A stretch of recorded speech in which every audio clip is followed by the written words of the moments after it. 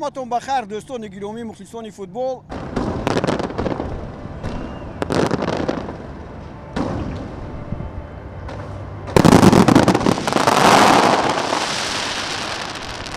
در حقیقت امروز فضای ایدانه است، نه تنها در قطر بلکه در تمام آسیا، زیرا امروز بازی‌های جام آسیا شروع شد و رسمی افتتاحش را شما نوکر گیرید. بسیار یک شهامت و زیبایی اینجا هویدا بود. ما قبل از این بازی به اینجا سفر کردیم، تقریبا 2 دقیقه بود. حالا بیاید اینجا یک بار ببینید. این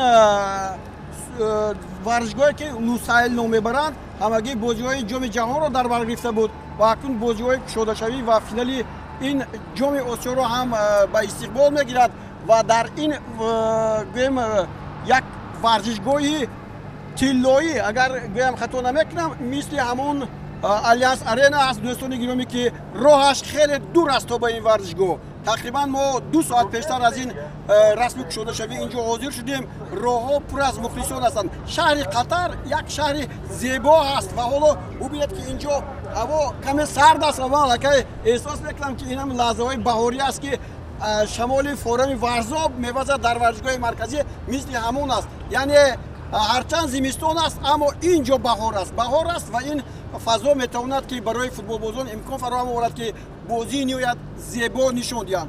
دولت بسیار دولت پیشرفته است. هر چیزی که توانستیم به شما پیشکش میکنیم. اما امروز مسئله جام آسیا 2023 است و در این ورزشگاه صاحبان میدان یا خود میزبانان بازی‌های این جام دسته منتخب قطر با دسته لبنان میخورد. پیش از همه این برای ما چی مهمیتی دارد؟ مهمیتش در اون است که در این گروهی که این دسته ها بازی میکنند دسته منتخب تاجیکستان شامل است و این گروه را گروه A مینامند.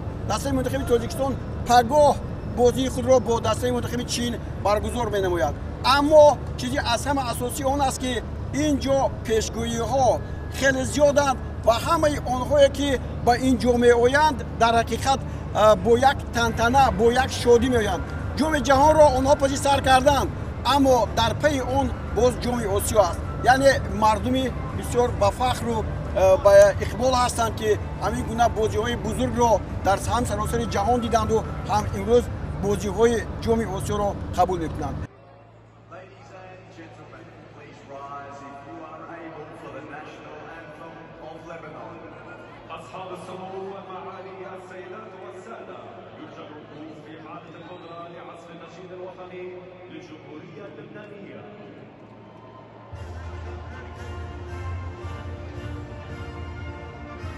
دسته منتخب تاجیکستان ما روز سوم است که در اینجا حضور داریم.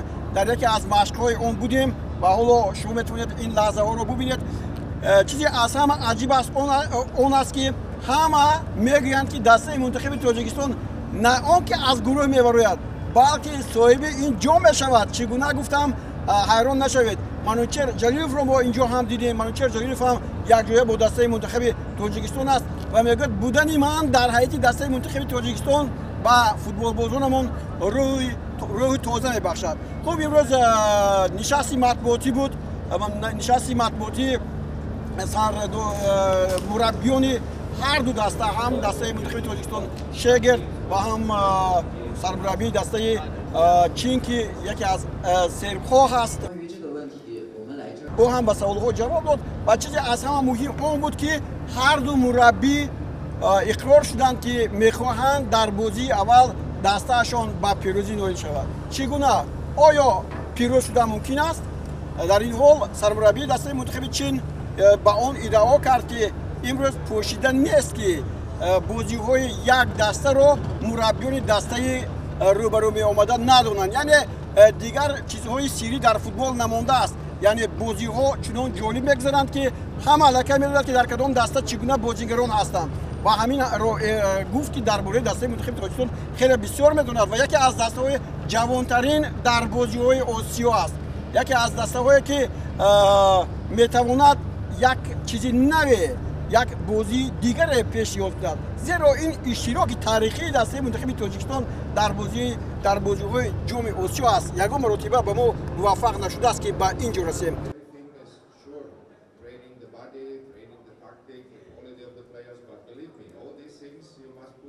از طرف دیگر پتر شگرت حالا میگه که دسته منتخب تاجیکستان وقتی که سوال دادن که از جوانان بهترین درباره که حرف زدن میتونید گفت دسته تاجیکستان یک دسته است فوتبال بازیکنش هم یک تا هستند و کسی را جدا نمیکند و همه خوبند و دسته منتخب تاجیکستان میتواند موفق شود و یک سنساسیون یک فوجیه را در این بازی‌ها گذارد.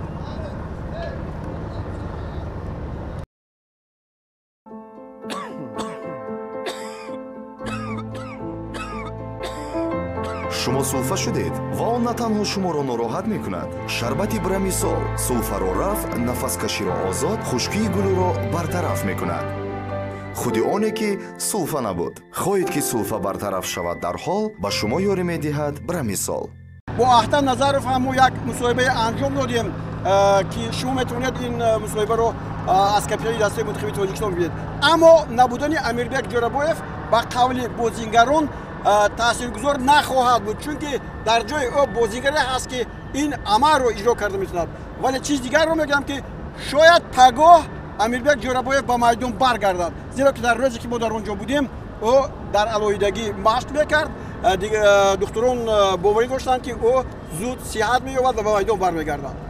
آدم جون اینک ما اولین بازی خود رو برگزار میکنیم آمادگی ها بسیار سختند و هر کسی که میپرسن میگن ما از گروه میبریم حتی چمپیون میشویم. شما چه خیال دارید کاپیتان دسته؟